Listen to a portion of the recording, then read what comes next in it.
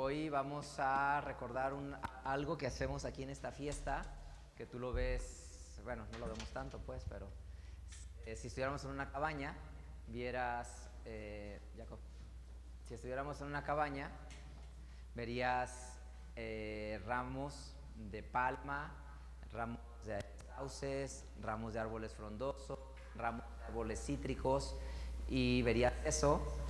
Y cuando ves los frutos, pues verías todos esos frutos que están aquí al frente, los frutos de la tierra, ¿no? Y entonces la pregunta es, ¿por qué nosotros adornamos este lugar así? O más que por qué, porque a veces que es un simbolismo de cabañas, más bien, ¿qué significa que haya una enramada o una cabaña o una choza? ¿Y qué representan las ramas y qué representan los frutos?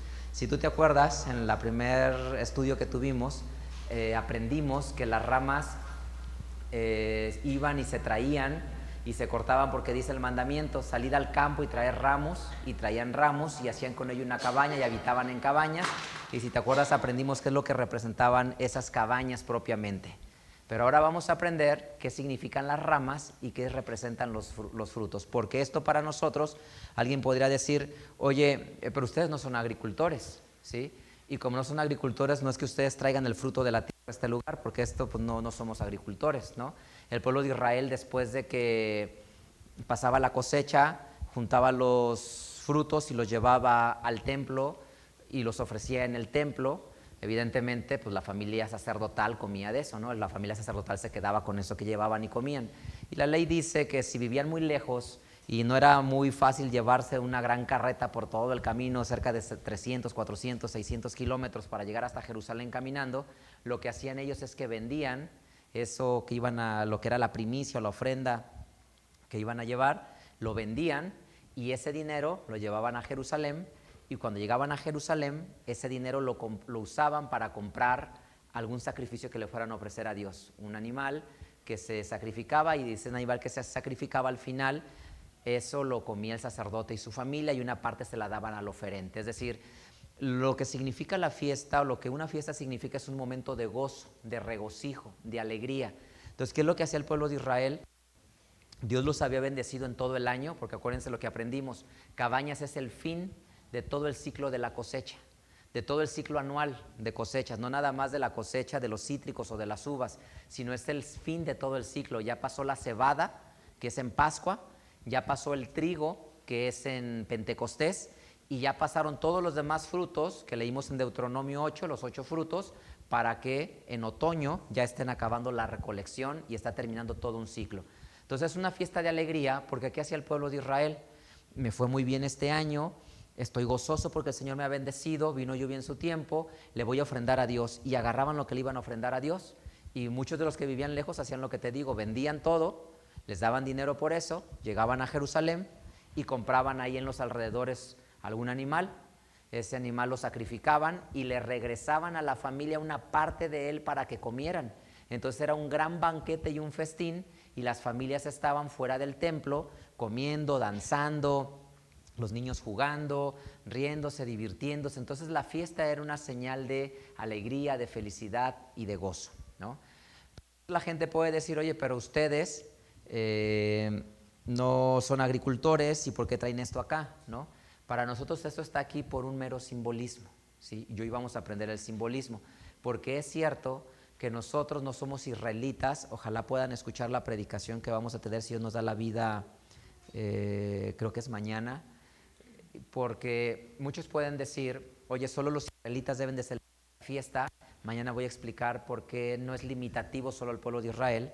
Pero otro de los argumentos que alguien te puede decir, oye, pero ¿por qué traen estas frutas si no son agricultores? No es el fruto de lo que tú has ganado, de lo que has traído, porque pues tú no te dedicas a esto, tienes otro oficio. Y nosotros como cristianos lo tenemos por un simbolismo, ¿sí? Y las ramas nosotros lo tenemos por un simbolismo. Es verdad que celebramos la fiesta porque recordamos un evento histórico, ¿sí? O sea, la fiesta se celebra por dos razones. Uno, porque recuerdas un evento histórico. ¿Cuál es el evento histórico? Que el pueblo de Israel peregrinó en cabañas 40 años, y la parte agrícola que aprendimos.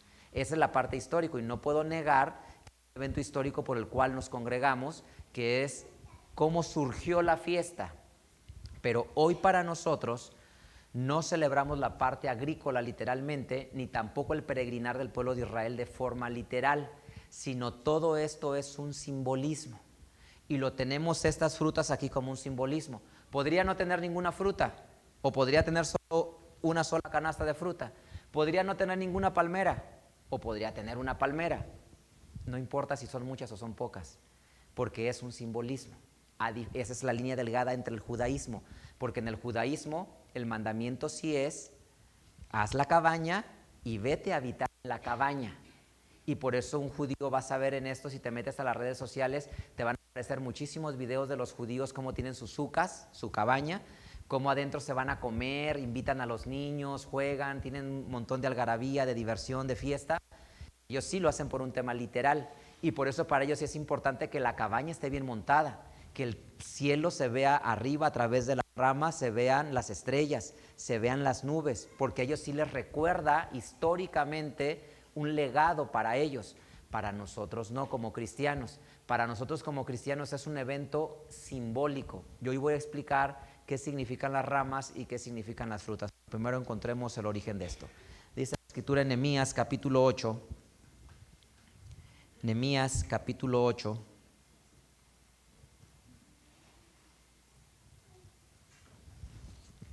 Versículo 14 y versículo 15. Nehemías capítulo 8, versículo 14 y 15, dice la escritura: y hallaron escrito en la ley, fíjense, dice, y hallaron escrito en la ley que el Señor había mandado por mano de Moisés que habitasen los hijos de Israel en cabañas en la solemnidad del mes séptimo. Acuérdate, ¿cómo aprendimos que se llama el mes séptimo? Tisri o Etanim, ¿sí? Y que hiciesen saber y pasar pregón por todas sus ciudades y por Jerusalén, diciendo: salid al monte y traed ramos de oliva, ramos de pino, ramos de arrayán, ramos de palma y ramos de todo árbol espeso para hacer cabañas, como está escrito. Entonces, según el versículo 15, ¿cuáles son las ramas que deben de traerse? Tienen que salir al monte, es mandamiento ir al monte. Es mandamiento cortar ramos de oliva, de pino, de arrayán, de palma y de árbol espeso, ¿sí? Entonces eso es lo que dice. Dice que hallaron escrito en la ley. ¿Dónde lo hallaron escrito? Vamos a leerlo. Levítico capítulo 23. Levítico capítulo 23, versículo 40. Levítico 23, versículo 40.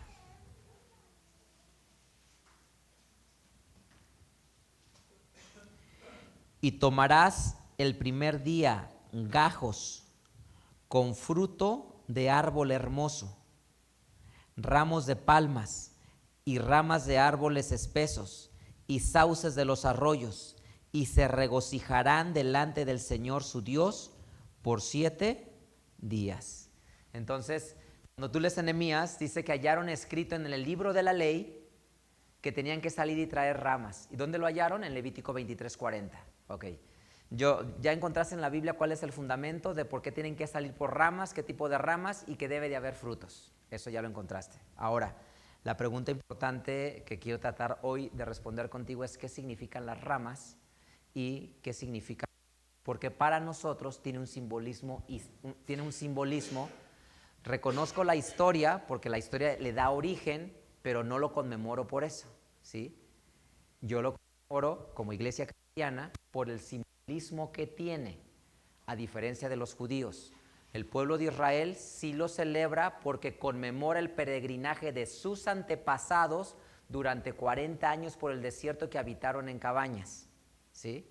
Y sí lo conmemoran porque a sus antepasados Dios los bendijo con frutos de la tierra en la tierra prometida. Porque te acuerdas que leímos en Deuteronomio 8 que habría frutos en esa tierra que fluye leche y miel, y les daría esos frutos que ellos a lo largo de la cosecha lo hacen. Entonces, la iglesia cristiana sí reconoce el origen histórico, pero en el simbolismo, lo que para nosotros significan las ramas es lo siguiente. El libro del Génesis, lo que para nosotros significan las ramas es lo siguiente. Génesis capítulo 49.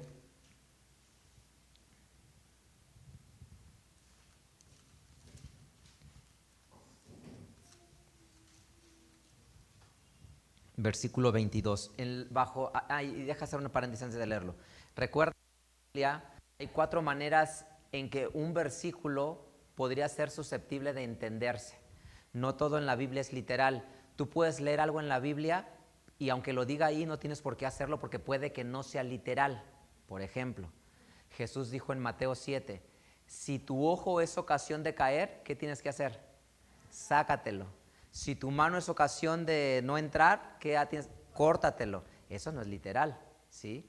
No es literal, lo que quiere es un simbolismo, ¿no? Y así como eso, o por ejemplo hay versículos que son proféticos, que son para un futuro y no para ese momento. Por ejemplo, cuando leemos la profecía de la lluvia temprana en Joel capítulo 2, dice que Dios mandó lluvia temprana.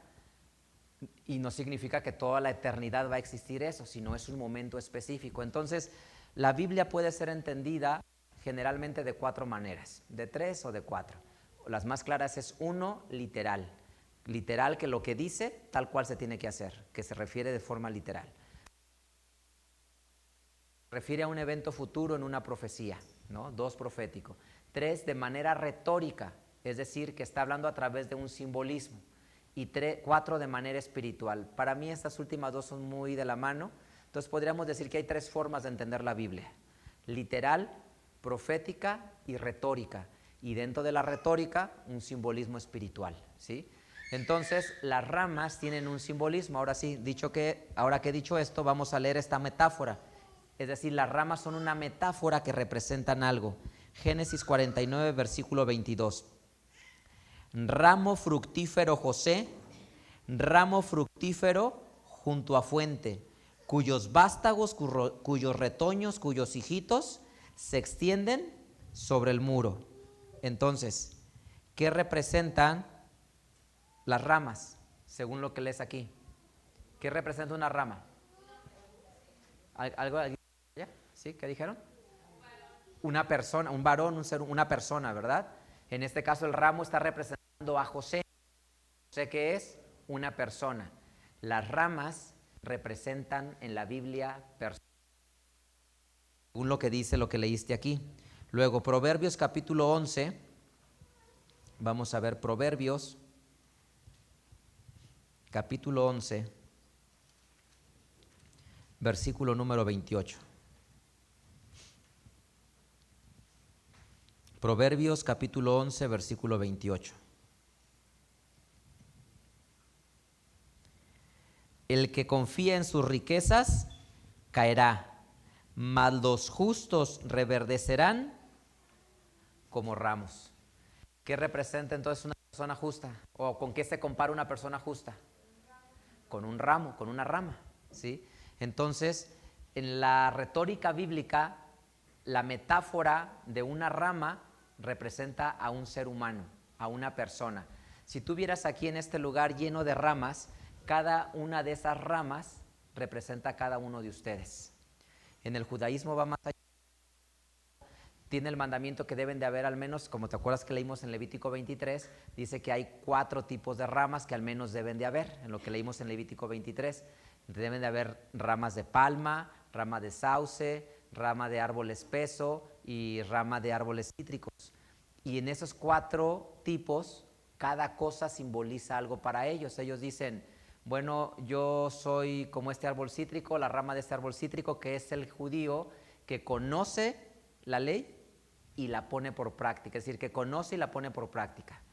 Otro puede ser una rama de la palmera, y como la rama de la palmera es verde pero no tiene aroma, es una persona que pone por obra los mandamientos aunque no conoce el fundamento del porqué. Es decir, el primero tiene el fundamento y lo pone por práctica. El segundo lo practica aunque no domine el fundamento. El tercero no lo conoce ni lo practica, y el otro lo conoce y no lo practica, ¿sí? Pero eso es un simbolismo que ellos le dan, no está escrito en la Biblia. Pero lo que quiero señalar es que cada rama, y por eso decía, si estuviéramos realmente en una cabaña, de decir, aquí hay ramas de palma, de arrayán, de árbol cítrico, de sauces, cada rama representa a una persona, ¿sí? Y entonces, por ejemplo, vamos a suponernos que aquí hubiéramos 60 personas, 20 personas, pues hay 20 ramas, por decirlo de alguna manera. Cada rama representa entonces una persona. Y si te acuerdas, el mandamiento decía, salid al campo y traed ramas. Vamos a Mateo capítulo 23 para ver qué significan las ramas. Mateo capítulo 23, ¿qué representan las ramas? Perdón, ¿qué representa el campo? Es capítulo 13. Mateo capítulo 13, versículo número 38. Mateo capítulo 13, versículo 38 dice así. Y el campo, ¿qué representa? Es el mundo, y el campo es el mundo. Entonces la Biblia dice, salgan al campo o al monte. Entonces dice, vayan al mundo, es un simbolismo, vayan al mundo y salgan al campo, y en el campo van a traer ramas. ¿De dónde van? ¿Dónde cortan las ramas? De los árboles, ¿sí? Porque eso es lo que hacemos, ¿no? Cuando llega a Cabañas, aquí no mucho, pero en otros lugares más, lo que hacen es que van, salen y ven un árbol de los sauce y le cortan ramas a ese árbol del sauce. Van a otro y ven un arrayán y le cortan al arrayán. Y ven las palmeras y se trepan y le cortan a las palmeras. Y de los árboles les van cortando ramas y todas las ramas las traen aquí. Y una vez que están aquí se hace como una cabaña. Entonces eso lo que significa es, salgan al mundo, vayan a las naciones y corten ramas de entre las naciones. Las ramas se cortan obviamente de los árboles. ¿Qué representan los árboles en la Biblia en este contexto? Significan pueblos y naciones. Vamos a leerlo, vas a ver ahorita cómo a los pueblos se les representa con naciones. Por ejemplo, veamos Ezequiel 31. Díganme ustedes a qué se refiere esto. Ezequiel capítulo 31, versículo número 3. Ezequiel 31, 3. He aquí, era el asirio cedro en el Líbano, hermoso en ramas y umbroso con sus ramos, y de grande altura, y su copa estaba entre densas ramas. ¿A qué se compara el pueblo asirio? A un árbol. ¿Qué árbol? Cedro, ¿sí? En la Biblia, en esta profecía, en la retórica, un cedro representa al pueblo asirio, ¿sí? Ahora, ¿a quién representa? Por ejemplo, vamos a leer Mateo capítulo 24. Mateo capítulo 24.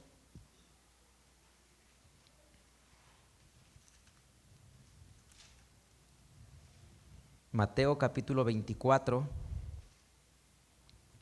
versículo número 32. Mateo 24, 32 dice, de la higuera aprendan la parábola, habla de la higuera, cuando ya su rama se enternece y las hojas brotan, saben que el verano está cerca. Si fuéramos al libro de Joel, no vamos a ir, pero si fuéramos al libro de Joel, capítulo 1, va a explicar que 4 plagas, el pulgón, el revoltón, 4 animales van a llegar y a consumir en una plaga, en esas plagas, a la higuera. ¿Y quién representa a la higuera en la Biblia? Al pueblo de Israel, ¿sí? La higuera representa al pueblo de Israel. Lo que te quiero transmitir es que los árboles en la retórica bíblica pueden representar naciones. El pueblo asirio es el cedro, el pueblo de Israel representa la higuera, ¿no? ¿Cuál Israel? El Israel carnal que anda por el mundo, ¿sí? Por eso dice, de la higuera aprende la parábola. Vamos para allá. Y entonces tienes otro árbol que se llama la oliva, ¿sí? Y ese es otro ejemplo de un árbol que representa una nación. Romanos capítulo 11. Romanos capítulo 11.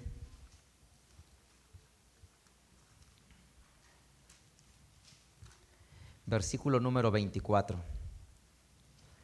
Dice, porque si tú eres cortado, fíjense, es lo mismo, las ramas, que son personas, hace la analogía, porque si tú eres cortado del natural acebuche, la oliva silvestre que crece en los campos, y contra natura fuiste ingerido en la buena oliva, la que crece en un huerto con todos los cuidados de una especie, de una variedad exclusiva, cuánto más estos que son las ramas naturales serán ingeridos en la oliva. Entonces, lo que significa esto que acabamos de leer es, por ejemplo, Asirios, ¿a quién representa? Al cedro, ¿no? La higuera, ¿a quién representa? Al pueblo de Israel carnal. Y la buena oliva, ¿a quién representa? Al Israel espiritual, es decir, los que sí aceptaron a Jesús como su Salvador y como el Mesías. Y entonces eso empieza a tomar forma. Cuando el mandamiento de Dios dice, salid al campo y traer ramas, significa, vayan a las naciones, y dice claramente, no te traigas todo el árbol, ¿qué te traigas? Ramas. Ve, corta personas de allá y tráelos a este árbol, a esta cabaña, que esta cabaña se llama la iglesia. Y la iglesia de Dios, cuando digo la iglesia de Dios es porque en el Nuevo Testamento así se llama, no me refiero a la denominación de iglesia de Dios formada por Gilbert Cranmer. Cuando yo digo iglesia de Dios no me refiero a la corriente formada por Gilbert Cranmer que se llaman iglesias de Dios, no me refiero a eso. Cuando yo digo iglesia de Dios es porque en 1 Corintios 8:32 dice, sed sin ofensa a la iglesia de Dios. Y en 1 Corintios capítulo 1 y en la segunda carta dice, Pablo a la iglesia de Dios en Corinto. Es decir, en el Antiguo Testamento el pueblo de Dios se llamaba la congregación de Israel. Kaal en hebreo era la congregación de Israel. Cuando tú traduces la congregación de Israel del hebreo al griego, congregación se cambia por eclesia. Y por eso el equivalente de la congregación de Israel es el equivalente a la iglesia de Dios. Cuando yo digo la iglesia de Dios, y siempre que me escuches decir la iglesia de Dios, no me refiero a la denominación o la asociación religiosas llamadas iglesias de Dios. Yo me refiero al pueblo de la Biblia, a la iglesia cristiana primitiva, porque así se le conoce en toda la literatura del Nuevo Testamento, ¿sí? Entonces, lo que dice el mandamiento es, ve a las naciones, corta ramas y tráelas a la iglesia de Dios para hacer una cabaña. Y hoy tenemos a la iglesia de Dios que somos todos nosotros, más otras más personas que están en el mundo, que venimos de distintos orígenes, de distintos pueblos, de distintas naciones, de distintas formaciones teológicas. Venimos de distintos árboles, de esos árboles nos cortaron y nos trajeron.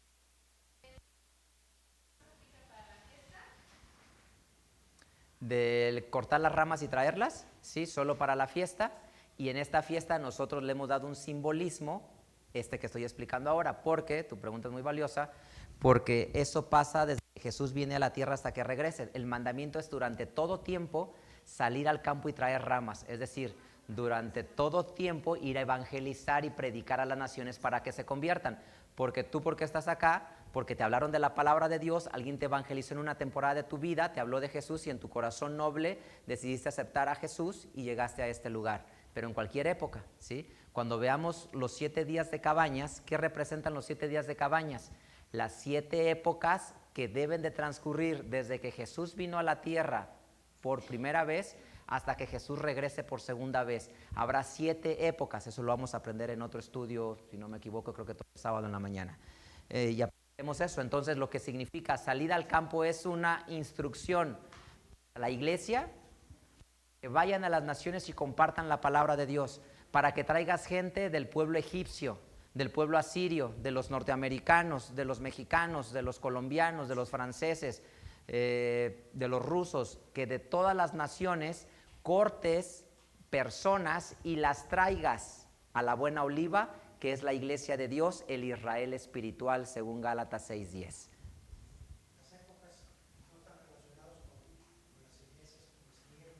Sí, sí, sí, las 7 épocas que están en Apocalipsis 2 y Apocalipsis 3, eso lo vamos a aprender en un par de días. Entonces, ese es el mandamiento. Y mira, Isaías, vamos a leer esto, capítulo 18, Isaías,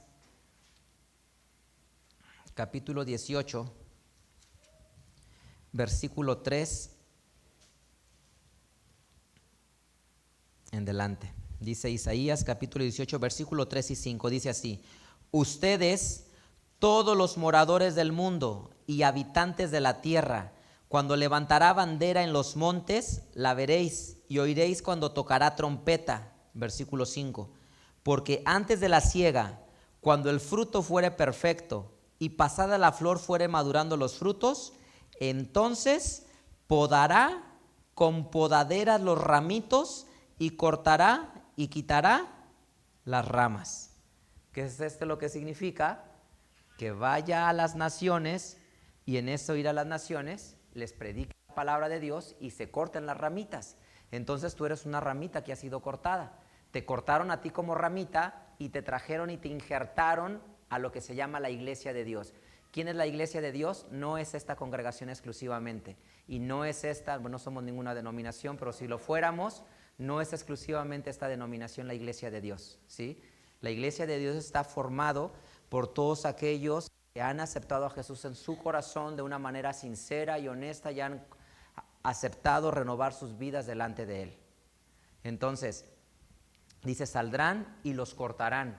Y entonces vas a encontrar que en todas las naciones hoy hay personas que han aceptado a Jesús. Y entonces la iglesia de Dios está formada, la iglesia de Cristo, por todas las naciones que aceptaron a Jesús como su Salvador. Desde que Jesús vino hasta que Jesús regrese por segunda. Porque imagínate los que están en Oriente, más para allá de Oriente, los que están en Europa, los que están en África, los que están en toda América, todos los que han aceptado a Jesús como su Salvador y que han venido a formar parte de la iglesia. Pero algo muy importante, lo que dice Romanos 11. Acuérdate, tú no alimentas al árbol, a la raíz te alimenta a ti, te da de su alimento la raíz para que recibas esa savia y aprendas, ¿sí? Por ejemplo, lo que estoy explicando ahora, ¿de dónde estoy sacando el simbolismo? De la Biblia. No me lo estoy inventando yo, ahí está el versículo. Significa que quien nos alimenta y nos enseña teológicamente es la raíz de la doctrina y de la esencia. Por ejemplo, y esto se vuelve bien relevante, porque dice la escritura en Jeremías capítulo 15, versículo 19. Jeremías capítulo 15, versículo 19.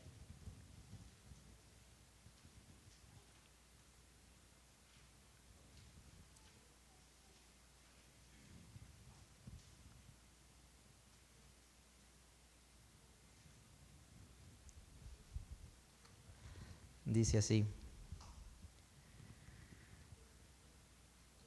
por tanto así dijo el Señor, si te convirtieres, yo te repondré y delante de mí estarás, y si sacares lo precioso de lo vil, serás como mi boca. Conviértanse ellos a ti y tú no te conviertas a ellos. Dale poquito para atrás, por favor, ahí en Jeremías capítulo 10, para de una vez leerlo y yo te explico los dos. Jeremías capítulo 10, versículo 2 dice así: así dijo el Señor, no aprendas el camino de las gentes, ni de las señales tengas temor, aunque las gentes las teman. Porque las ordenanzas de los pueblos son vanidad, porque el leño del monte cortaron, obra de mano de artífice con azuela, con oro y plata lo engalanan, con clavos y martillo lo afirman, para que no se salga. Como palma lo igualan y no hablan, son llevados porque no pueden andar. No tengan temor de ellos, porque ni pueden hacer mal, ni para hacer bien tienen poder, etcétera. Entonces, lo que dice es, conviértanse ellos a ti y tú no te conviertas a ellos. ¿Qué es lo que significa? Que cuando las personas son cortadas de entre las naciones, son traídas para aprender su palabra y para recibir su mensaje. Y tú aprendes una enseñanza basada en la Biblia y en la Escritura. Y entonces esto representa las ramas. Las ramas representan el proceso de evangelización en el cual las personas fueron sacadas de los pueblos y aprendieron una nueva enseñanza. Porque si tú te das cuenta, lo que tú y yo aprendemos, y lo voy a enseñar mañana, si Dios quiere, pues sí tiene razón la gente cuando dice, oye, esto que estás haciendo es algo israelita, sí, porque está en la Biblia, porque está escrito en Levítico 23:40, está escrito en Nehemías 8:13 y 14, está escrito en Juan capítulo 7, sí, porque la Biblia, todo el Antiguo Testamento te cuenta una sola historia, la historia del pueblo de Israel. Y el Nuevo Testamento te cuenta una sola historia, la historia de Jesús y sus discípulos que eran israelitas. Entonces cuando tú dices, oye, esto es israelita, pues sí, porque Jesús era, ¿no? O sea, no hay otra, esa es la única razón por lo cual, porque era de esa manera, ¿sí? Entonces, bueno, esto significan las ramas, por eso tenemos ramas que es un simbolismo, ¿sí? ¿Sí quieres?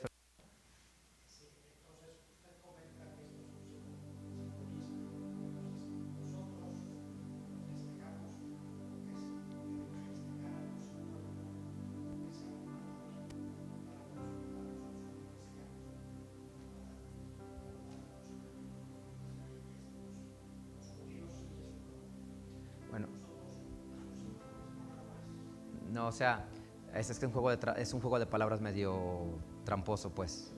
O déjame decir, o sea, sí lo celebramos por un mandamiento, porque es mandamiento de Dios, pero por el simbolismo que representa para la iglesia, ¿sí? Es como, o sea, reconozco el origen histórico, es como cuando celebro Pascua, para darme a entender. Cuando celebro la Santa Cena. ¿Por qué celebro la Santa Cena, la Pascua? Reconozco un origen histórico, que hubo una Pascua en Egipto donde los liberó, el histórico que tiene. Yo no lo celebro por eso. Sí lo predico y lo enseño porque tienes que saber el origen. Yo no celebro Pascua porque estoy reconmemorando la salida de los israelitas de Egipto. Lo reconozco desde el punto de vista histórico, que eso dio origen a la fiesta de la Pascua. Pero cuando yo celebro la Pascua, la celebro porque estoy comiendo la carne de Jesús y bebiendo su sangre de Jesús bajo el simbolismo, bajo el emblema, en una figura, en un simbolismo del pan y la copa. Entonces, ¿por qué celebro Pascua estrictamente? ¿Por mandamiento? Sí, sí es un mandamiento celebrar Pascua, entonces sí la celebro por un mandamiento. ¿Y qué celebro, qué conmemoro en la Pascua? La muerte de Jesús, y que anuncio su venida cada que como y bebo. Eso es lo que hago. Lo mismo es con Cabañas, lo hago por un mandamiento, sí, pero ¿qué conmemoro? Esto que estoy explicando ahora y que he explicado nuestro peregrinaje a la tierra como iglesia antes de que Él regrese a la tierra. Pero eso no quita que yo enseñe y reconozca cómo surgieron las cosas, ¿no? Pero a mí me ha dado a entender. Ahora, ¿qué significan los frutos? Que es algo bien importante. ¿Qué representan los frutos? Dice la Escritura en Gálatas capítulo 5. Gálatas capítulo 5.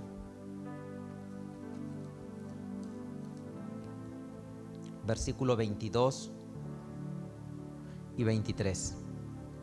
Dice la Escritura así: mas el fruto del Espíritu es caridad, gozo, paz, tolerancia, benignidad, bondad, fe, mansedumbre, templanza. Contra tales cosas no hay ley. Entonces, ¿qué representan los frutos de estos árboles que hay? Las obras, las buenas obras que debe de haber en el creyente, las buenas acciones que reflejen conversión. Y tú piensa en un ramo. Si tú tienes un árbol frutal, ¿cuál es un buen árbol frutal? ¿Cuál es un buen árbol frutal que dejarías allí? ¿Y cuál es un árbol frutal que arrancarías y lo quitarías? ¿Cuál es un buen árbol frutal? El que da mucha fruta, ¿sí? El que da mucha fruta. Si tú eres una rama, imagínate, ¿qué te gustaría hacer? Vamos a hacer el ejemplo de la vid porque esto lo vamos a leer. Imagínate que es una vid y de esa vid se corta una rama. ¿Cuál rama te quisiera hacer? Una rama que da muchas uvas, ¿no? Significa que es un creyente que da muchos frutos, que muchas obras da, y que se distingue el creyente por su amor, por su bondad, por su compasión, pero también por su santidad que es el apego al mandamiento de Dios, ¿sí? Que lo obedece no por costumbrismo o por religión o por tradición, sino que lo obedece por convicción, ¿sí? Que lo obedece porque se considera genuinamente una extensión de Dios y de llegar a la humanidad, y que sus obras deben de reflejar que Él es Jesús en la tierra, porque la Biblia dice que somos embajadores de Cristo. ¿Qué es un embajador? Un representante de una otra nación. Significa que tú debes de representar dignamente a Jesús con tus obras, tus frutos. Entonces todas estas frutas que están aquí tienen un origen agrícola. No las tengo aquí por un origen agrícola. Reconozco el origen de la historia. Las tengo aquí porque representan los 7 días, es decir, donde todo el peregrinar de la iglesia, de la historia hasta que Jesús regrese, la iglesia se debe de distinguir por buenas obras. Representan las buenas obras del creyente. Jesús lo explicó así. Evangelio según Juan, vamos a leer Juan capítulo 15. Jesús lo dijo de esta manera. Juan capítulo 15, versículo 2 al versículo 5. Juan capítulo 15, versículo 2 al 5 dice: todo pámpano, es decir, esta rama, que en mí no lleva fruto, le quitará, y todo aquel que lleva fruto, le podará para que lleve más fruto. Ya ustedes están limpios por la palabra que les he hablado. Estad en mí y yo en ustedes. Como el pámpano no puede llevar fruto de sí mismo si no estuviese en la vid, así ni ustedes si no estuvieran en mí. Yo soy la vid, ustedes los pámpanos. El que está en mí y yo en él, este lleva mucho fruto, porque sin mí nada podéis llevar. Entonces, ¿qué representan estas frutas? Las obras de los creyentes. ¿Qué aroma despiden las frutas? Agradable, rico. Así debe de ser el aroma que despide un creyente por la vida que lleva, que es agradable estar cerca de un creyente que hace la voluntad de Dios, un creyente que sabe decir, perdón, me equivoqué, un creyente que sabe decir, acepto tu perdón, no hay rencor en mi vida, un creyente que sabe extender la mano a el desfavorecido, un creyente que sabe compadecerse de las personas que están en dificultades, una persona que en vez de juzgar y criticar a la otra persona, mejor trata de entender por qué la otra persona es de esa manera, y si no la puede entender, decir, Señor, yo lo dejo en tus manos. Y esas son ese tipo de obras huelen agradablemente. Pero ¿qué pasa cuando algo se descompuso? ¿Cómo huele cuando las cosas se descomponen? Muy desagradable. La Biblia dice que huele a muerte, es el olor de la muerte, en la carta a los Corintios, que cuando algo huele mal, es el olor de la muerte, que es desagradable, ¿sí? Son obras que son repugnantes, en el sentido de que avaricia, rencor, desórdenes sexuales. Eso la Escritura lo cita como algo que no es agradable. Y entonces hoy tenemos frutas aquí que se ven hermosas, que están riquísimas, que despiden un aroma agradable, pues son tus acciones que tú haces, porque estas representan a la iglesia cristiana en sus obras y en sus acciones que hacen. Entonces, hoy cuando celebramos Cabañas, ¿qué tienes que recordar? Que estas frutas son tus acciones y tus obras, y tú te encargas de que sea hermosa la iglesia de Dios y de Cristo ante la humanidad, porque por tus frutos te deben de conocer. La Biblia dice en Mateo 7, no todo el que me dice Señor, Señor entrará en el reino de los cielos, sino ¿quién? Sino que haga la voluntad de mi Padre. En aquel día muchos me dirán, Señor, en tu nombre echamos fuera demonios, en tu nombre predicamos, y yo les protestaré, apártense de mí, obradores de maldad, no los conozco. ¿Por qué?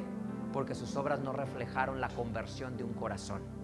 Y a las obras que se refiere Jesús cuando dice por sus obras los conocerán, es por su estilo de vida que manifiesta que ha habido una conversión en su corazón, y una conversión sincera y genuina, de manera que dice la Escritura en Mateo capítulo 5. Entonces hoy que hemos aprendido que las ramas representa cada uno de nosotros que fuimos traídos de otra forma de creencia, de otro pensamiento, y nos cortaron de donde estábamos. Unos éramos ateos, otros éramos muy religiosos pero sin nada de amor, otros ni siquiera conocíamos que existía un Shabbat y mucho menos esta celebración, y nos cortaron de todos lados y nos trajeron acá. Y en nuestro lugar donde vivíamos antes era normal la venganza, el rencor, la envidia, el resentimiento, la avaricia, el egoísmo, el enseñorearse de los demás. Y cuando llegaste a este lugar aprendiste la palabra de Dios y dejaste atrás todo eso para ahora dar este tipo de frutos que refleje que has aceptado a Jesús. Mateo 5, versículo número 16. Tus obras necesitan ser esto que leeré ahora. Mateo 5, 16.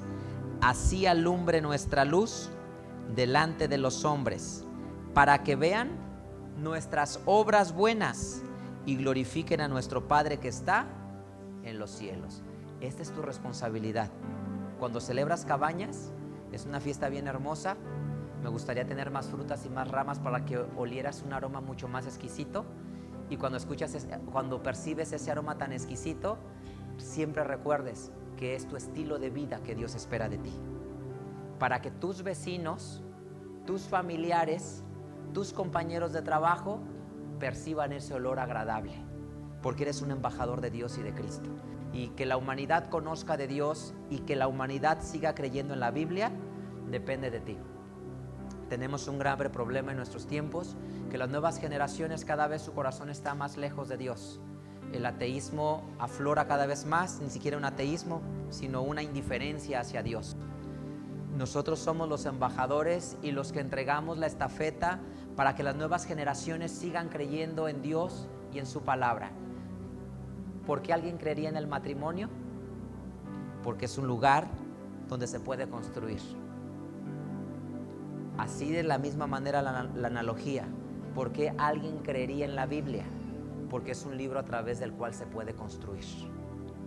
Y depende de ti entonces con tus acciones que se vea que no es un libro obsoleto, que no es un libro anticuado, que es un libro pasado de moda, que es un libro solo para los viejitos, para los que no encajan ya en la sociedad y como ya vivieron su vida ahora están reprimidos, amargados y arrepentidos en una iglesia porque ya en su juventud se hicieron una vida desordenada y no les queda más que estar aquí. Los jóvenes, los adolescentes deben de saber a través de nuestra enseñanza que la Biblia es un libro vigente, que tiene el poder de transformar la vida de las personas y de dirigirlos en todo lo que ellos hagan. La Biblia es un perfecto libro de negocios porque enseña a la persona a ser una persona exitosa en sus negocios. La Biblia es un excelente libro de conducta humana porque enseña a las personas a tener excelentes relaciones personales. La Biblia es un excelente libro de consejería familiar porque enseña a restituir las familias y los matrimonios. La Biblia es un gran libro de terapia para los hijos porque enseña a tener una mejor relación de los padres con los hijos. La Biblia tiene encerrado el mensaje más poderoso para la humanidad. Y depende de nosotros que la gente lo abrace y lo conozca y que las nuevas generaciones sigan apasionándose por leer la Biblia, por quererla poner por práctica, porque cuando te miren a ti, vean en tu vida congruencia y digan: a mi madre, a mi padre, a mi tío, a mi vecino, al hermano, al pastor de la iglesia, la Biblia lo ha transformado. Y yo deseo que mi vida sea transformada como la persona que está frente de mí en mi casa, en la congregación. Depende de nosotros que la gente siga creyendo en la Biblia y siga haciendo lo que la palabra de Dios dice. Por tanto, hoy que has venido, has aprendido que tú eres estas ramas que están aquí y tu vida y tu estilo de vida son estas frutas tan hermosas que están aquí. Así es que siempre despidas olor de suavidad, que siempre despidas un aroma de amor, de paz, de bondad, de compasión. Siempre tengas en los momentos más duros y más difíciles de dolor, de desesperanza, de tristeza, una palabra de esperanza y decir: el Señor proveerá. Y cuando las cosas estén de forma excelente en tu vida y sea solo tiempo de reír, puedas decir: el Señor nos ha traído hasta aquí y nos ha dado toda esta alegría y esta fortaleza. Toda la gloria sea siempre para Dios. Vamos a cantar a su nombre.